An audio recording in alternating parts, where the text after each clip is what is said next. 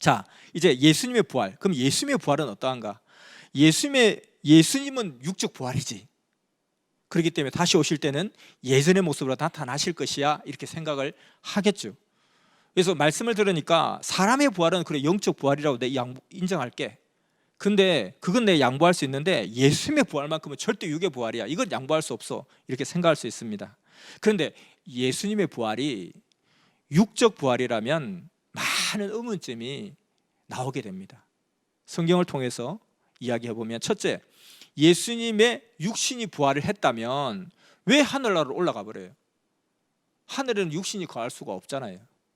두 번째, 예수님이 다시 육으로 살아났다면 살아생전에 그렇게 몸부림치면서 행했던 일들을 해야죠. 왜 그걸 안 하냐는 거예요. 내가 정말 건강할 때 열심히 하던 일이 있어요. 정말 마음과 뜻과 목숨을 다해서 열심히 하던 일이 있어요. 근데 내가 몸이 아파가지고 그 일을 못하게 된 거예요.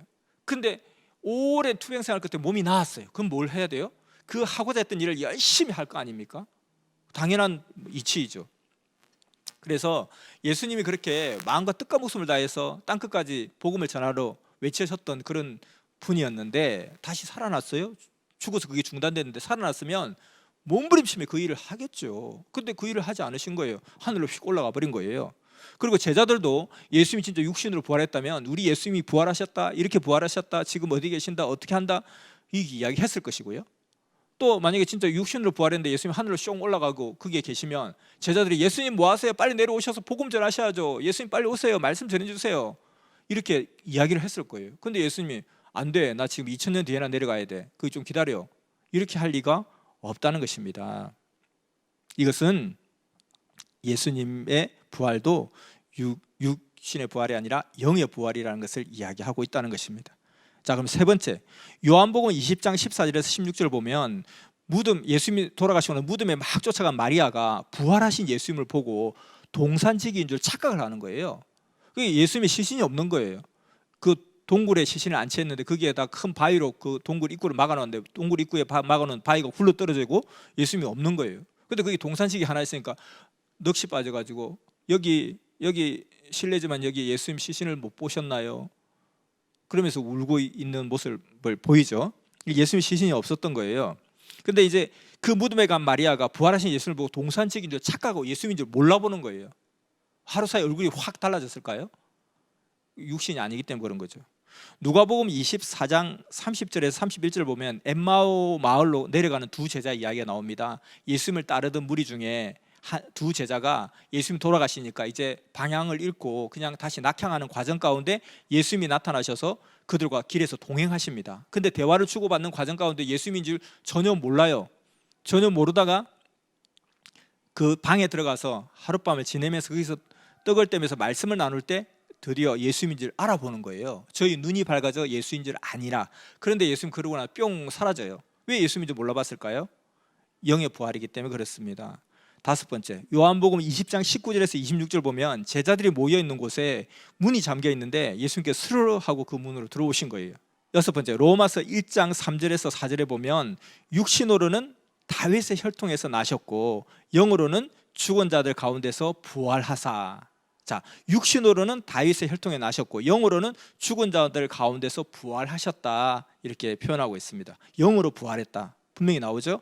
그리고 일곱 번째, 베드로전서 3장 18절에 보면 육체로는 죽임을 당하시고 영으로는 살리심을 받으셨으니. 자, 육체로 죽임을 당하셨죠. 그리고 영으로 살리심을 받으셨다고 이야기하지 않습니까?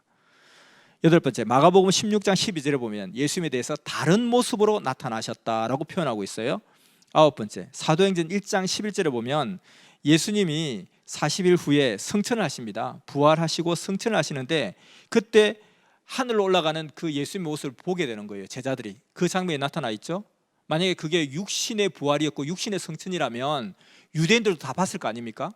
자, 예를 들어서 우리 서울 시민들이 이 땅에 오신 메시아를 전부 다 핍박하고 죽이기까지 했어요. 근데 그 이단 사입이라고 죽였던 그 메시아가 부활을 하신 거예요. 부활을 하셔서 나중에 40일 뒤에 승천을 하시는 거예요. 승천하시는데 저기 롯데타워 상공에서 또는 남산타워 N타워 상공에서 하늘로 올라가는 거예요. 자, 그러면은 그 메시아를 따르는 사람들도 보았겠죠. 핍박했던 서울 시민도 다 봤겠죠. 다 봤으면 당장 회개하고 난리 났을 거 아닙니까? 근데 유대인들은요, 예수님의 그 부활 승천 이후에도 전혀 아랑곳하지 않고 계속해서 예수 믿는 자들을 잡아 족치는 일을 작심하고 했습니다. 여전히 지금도 예수 믿지 않아요. 그 유대인들은, 예루살렘의 유대인들은 못 봤다는 거예요. 그 몇몇 제자들만 예수님의 부활 승천하는 모습을 봤다는 거예요. 왜? 몰래 승천해서? 그게 아니라 그냥 뭐 남산타워 상공에서 올라가는데 왜 못 봐요? 결국 그것은 영이니까 못 본 것입니다. 자, 이렇게 확실하게 예수님의 부활도 육신의 부활이 아니라 영의 부활이라는 증거가 있음에도 불구하고 왜 많은 사람들이 그렇게 철동같이 예수님의 부활은 육의 부활이라고 믿고 있을까요? 그 근거도 있겠죠. 그것은 뭐냐면, 첫째, 예수님의 시신이 발견되지 않았다. 둘째, 예수님이 구운 생선을 드셨다. 셋째, 나는 영이 아니니 만지지 말라 하고 말씀을 하셨다. 이런 내용들입니다. 자, 첫 번째, 역사상 시신이 발견되지 않은 사람들이 되게 많아요. 우리 부산에 유명한 해운대 있죠. 해운대. 그 해운대 유래가 신라시대, 통일신라시대 때 해운 최치원 선생이 거기에서 하늘로 뿅 올라가 신선이 됐대요. 왜 신선이 됐냐 하니까 그 바위 절벽에 고무신만 놔두고 사람이 사라졌대요. 시신이 발견 안 때 신선이 됐대요. 이것도 일종의 승천했다는 거 아닙니까? 왜 발견돼? 시신을 발견하지 못한 거죠. 히틀러, 나폴레옹, 세계적으로 유명한 사람들 중에도 시신이 발견되지 않은 사람 많아요. 왜요? 추종하고 따르는 자들이 고의 몰래 모셨겠죠. 자, 예수님이 돌아가시고 나서 그 로마 병정이 지키고 있는 그 무덤에 마리아도 쫓아갑니다. 요한도 쫓아갑니다. 아리마대 요셉도 쫓아갑니다. 왜 쫓아가요? 왜? 예수님의 시신을 수습하러 간 거죠. 갔는데 시신이 없는 거예요. 그러니까 엉엉 울면서 넋이 빠져 있는 거잖아요. 누군가가 모셨겠죠. 이러한 마음으로 누군가 갔던 거죠. 자, 그래서 시신이 발견되지 않았다 해서 이게 뭐 육적인 부활이다 이렇게 이야기할 수가 없다는 거죠. 자, 구운 생선을 드셨다.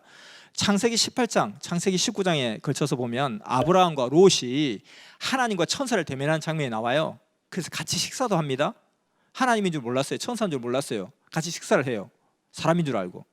우리는 영 하면 굉장히 귀신처럼 막 이렇게 생각해요. 허물허물 이렇게 생각하는 거예요.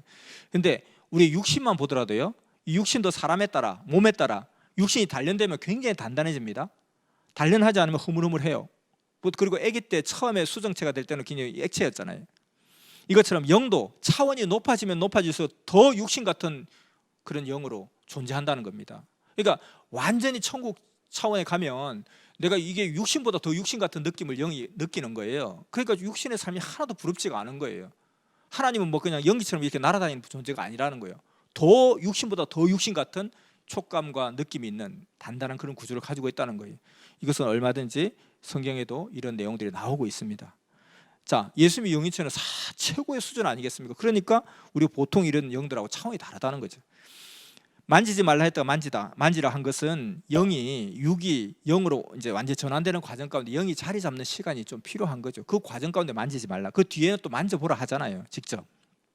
자, 결론적으로 다 한마디 다시 정리하자면, 가장 가까이에서 예수님을 지켜본 수제자 베드로가 증언하지 않습니까? 베드로전서 3장 18절, 육체로는 죽임을 당하시고 영으로는 살리심을 받았다라고 이야기하잖아요.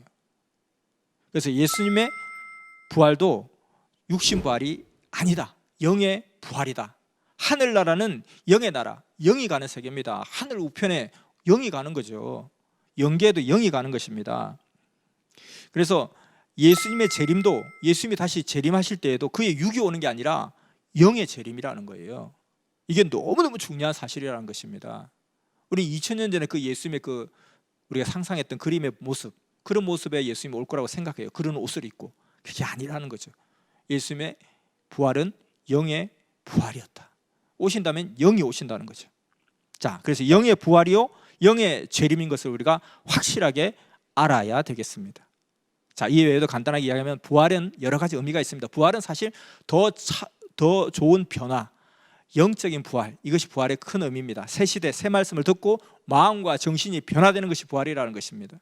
정신이 변화되듯 우리 육신이 그만큼 변화되고요, 그렇게 육신이 변화되는 만큼 그만큼 우리 영이 변화되게 되어 있습니다. 그래서 부활은 변화다. 부활은 영적 부활이다. 또 두 번째는 부활은 차원이 높아지는 것이 부활이다. 차원이 높아진 것은 시대의 차원이 높아지는 것도 있죠. 시대적 부활. 구약에서 신약으로, 신약에서 성약으로, 이게 부활하는 거예요. 시대적으로 부활하는 거죠.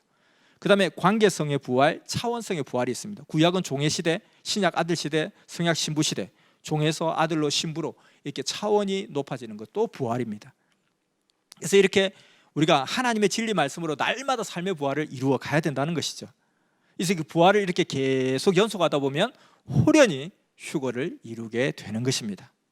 여러분 모두 진리의 말씀으로 행실의 변화를 이루고 영의 부활을 이루며 더 좋은 부활을 계속해서 이루어가는 휴거의 축복을 여러분 온전히 받으시길 바랍니다. 마치겠습니다.